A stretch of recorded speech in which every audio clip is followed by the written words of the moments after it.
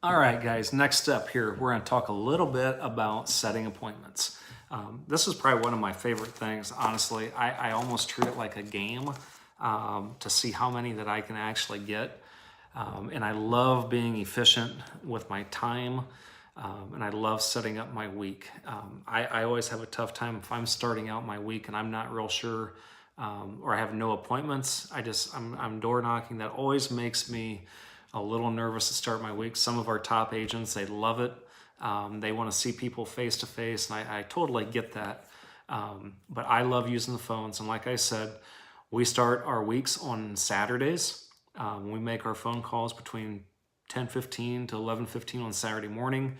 You can use the Saturday afternoon slot between 2:15 and 3:15 is my suggestion.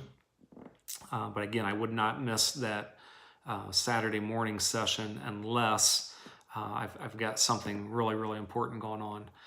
And Sunday evenings, it's paramount for me. Typically between 6:15 and 7:15, depending on when we eat. But I'm going to have at least an hour or so on the phone, 45 minutes to an hour, to set up as many appointments as I possibly can. Depending again on my schedule, I may try to get Sunday afternoon in there as well. Again, it does not take a lot of time, okay? My goal for each time that I do a dial session is to get a minimum of 4 appointments, okay? If I feel like I'm on a heater and I'm getting a lot, I will stay and I'll just keep setting as many appointments as I possibly can, okay? My goal is by Sunday evening to have 15 appointments.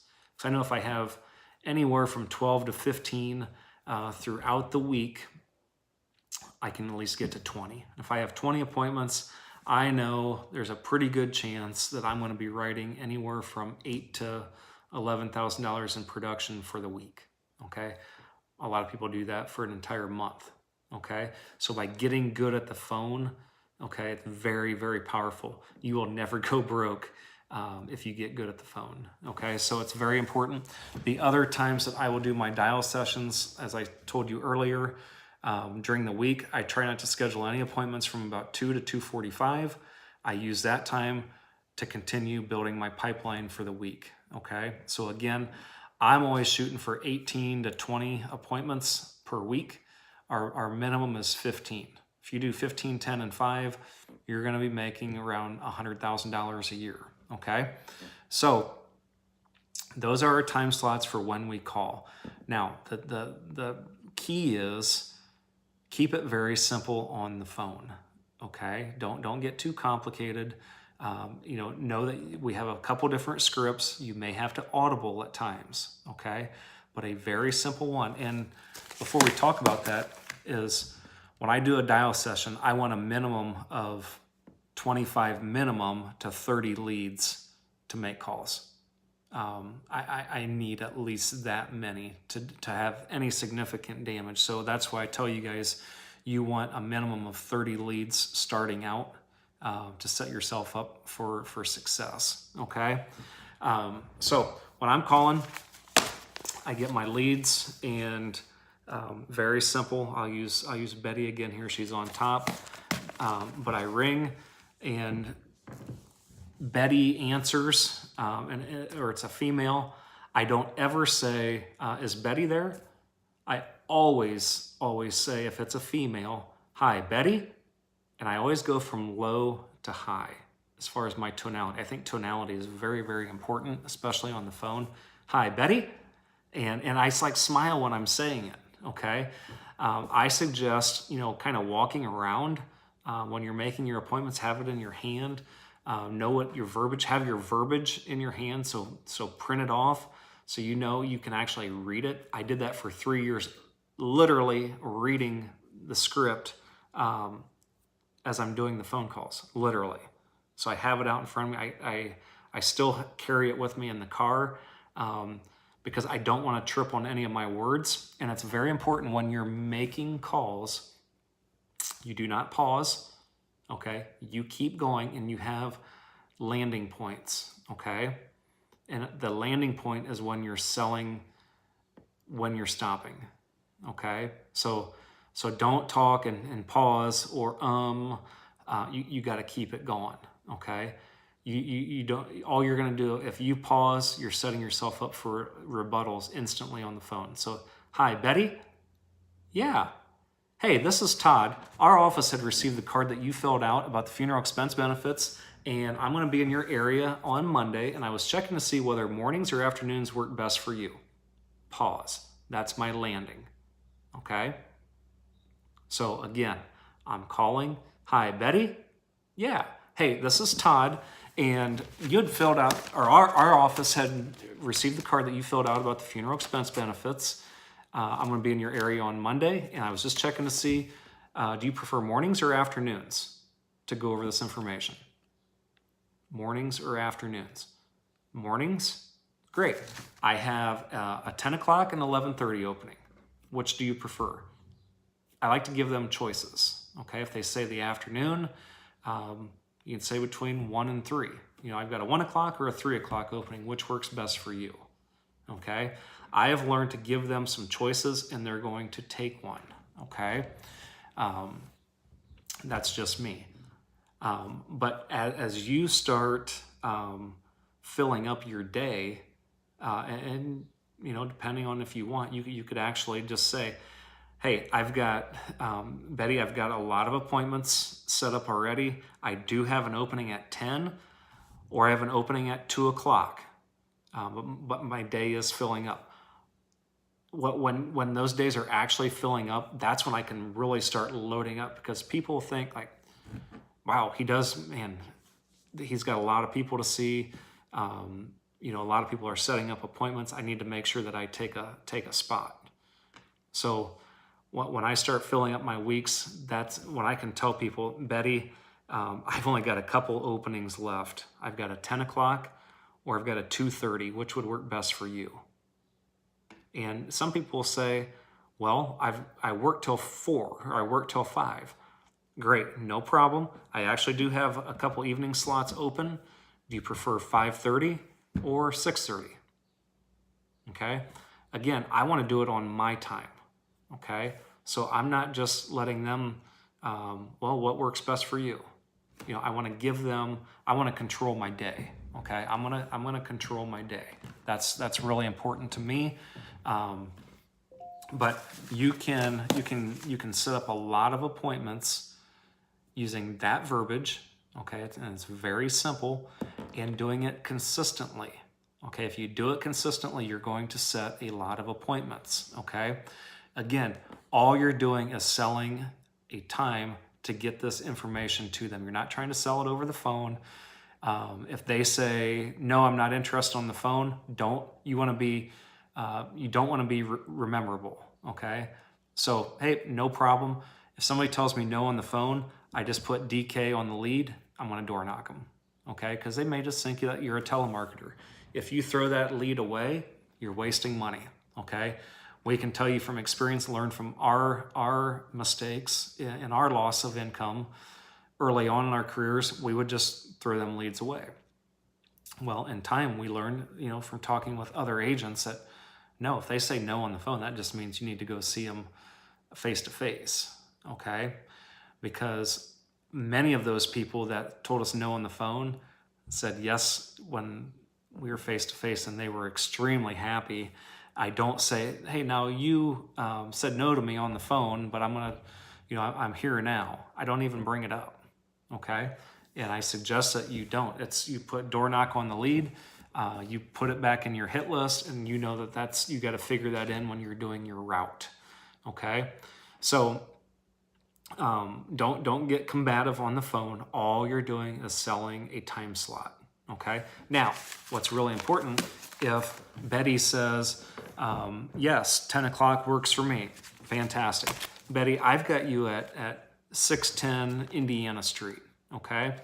And she'll say, yep, that's where I'm at. Now, I'm in Lima quite a bit, but what is that close to? Because I'm not real familiar with that street. Let them tell you, they may say, well, it's a white house with pink shutters. I've got a red Mustang in the driveway. Okay, great.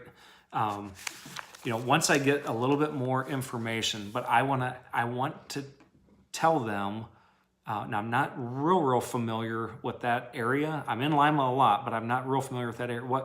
Is there any landmarks close by? Most times they're going to give you directions right there. I want them talking. Okay, I want them to talk. I think that's very important. The other thing, after we get that locked in, I'm going to say, now Betty, do you typically put your appointments on a calendar or in your phone? Most times it's going to be on the calendar. Great. Betty, would you mind real quick while I'm on the phone? Can you just go grab your calendar here real quick? And you can always, yeah, 1 second. They'll come back like, okay, all right, Betty, my name is Todd, and I'm going to be at your place tomorrow at 10 o'clock, May the 3rd, 10 o'clock, about the funeral expense benefits. Now, is there anything else on your calendar or any reason why you would possibly not be there? Okay, because I'm going to be about 45 minutes on my drive in. No, that all looks good. Okay, well, put me down. I'm going to do the same thing right now. I've got you in my calendar for 10 o'clock, May 3rd, and I look forward to seeing you then. And I'm always smiling when I'm talking, just like we would be face to face. Now, if she would say, well, I do have a doctor at 10:45, I would say, okay, Betty, I tell you what time are you get home from the doctor? 12:30. Okay, would say 1 or 1:30 be a little bit better for you? Because I don't want to rush just in case you have questions. But by following up and giving or asking a little bit more information, having them write it down, that eliminates a lot of your no-shows, okay? Now, are you still going to get them? Absolutely. I typically will get anywhere from 5 to sometimes I've had 8 no-shows in a week, okay? But I have enough volume, it really don't matter, okay? I'm still going to follow up with those folks because sometimes they forget, sometimes things happen, okay? Following up is huge, okay? And it's not a big deal. The one thing that you're going to learn early on, you're going to get frustrated. Oh, I got no-showed, whatever. If you're well prepared, it's no worry. You're on to the next house, and by having your leads organized by close to where your appointments are, that okay, if Betty's not here, no problem. I've got these other leads all right by her. I'm going to go see these 5 before my next appointment. I'm either going to try to get in quick or I'm going to set up more appointments. So you don't have time, and I've got a video in there about how to handle no-show appointments. That's in our training videos in the Dropbox. I highly recommend you watching that. But being prepared, having a backup plan is paramount, okay? So that's how I handle the phones. You're going to get some objections. You're going to get some of the, well, I thought they were just going to mail that information. Well, Betty, anything that you receive in the mail is just temporary coverage, okay? So I would imagine you don't want temporary coverage because anything you sign up for in the mail or any information that you get in the mail is an automatic 2-year wait, okay? So I doubt that you want to wait 2 years for any type of final expense benefits. And, they will say, well, I just wanted some information. Hey, basically what I do is I provide you the information, and what I'm able to do, I work with people who are on a fixed income, okay? So everybody's situation is a little bit different. So what I need to do is go over what programs are available. Again, you're not obligated to anything. All my job is to get you the information to let you know what programs are available for you. I want to make sure that our people have options, okay? And let them know that we have options for them. I like to use the word fixed income because most of our clients are on a fixed income, okay? So when you tell them, most of my clients are on a fixed income, they know that, okay, I'm dealing with the right person because I'm on a fixed income, okay? And most people they feel comfortable when they feel a part of a group, okay? So I just simply tell them, hey, most of my clients are on a fixed income, and what I'm able to do is let them know what programs are available for them, and everybody's situation is a little bit different. So it takes 10 to 15 minutes. Does mornings or afternoons work best for you? You're not obligated to anything, Betty. And again, if I don't want to be too memorable over the phone, I'm going to at least get that verbiage out, and then I'm going to go door knock them. It's no big deal. But go back, and how we want to recap this: know when to call. Saturday mornings, possibly Saturday afternoons. Sunday evenings, possibly Sunday afternoons, in that 2 to 2:30, 2:45 slot each day for prospecting. You're going to be in great shape. And I can tell you, if you stick to those scripts and you use that step-by-step of getting people to confirm their address, have them tell you how to get there, or the landmarks, having them write it down in their calendar or put it in their phone, build a little bit of rapport on the phone with them. You're going to be looking at 15 to 20 appointments per week. You're going to be looking to actually sit with anywhere from 10 to 12, possibly 14 a week. With those numbers, you're going to be selling anywhere from 5 to probably 8 leads a week, enrollments, and those are pretty good numbers. So if you have questions on that, again, using the phone is paramount. But the people that you don't get on the phone, you're door knocking, okay? You go to their doors quickly, okay? So if you're calling on Saturday, Sunday, people you don't get to, you want to get to the doors on Monday, Tuesday for sure, okay? Again, everything's time sensitive, and no, you're not the only game in town, okay? Because there's other agents in all of your area, and how you got to think is, I need to get to each of these leads before someone else does, okay? That should give you a little sense of urgency. All right, take care.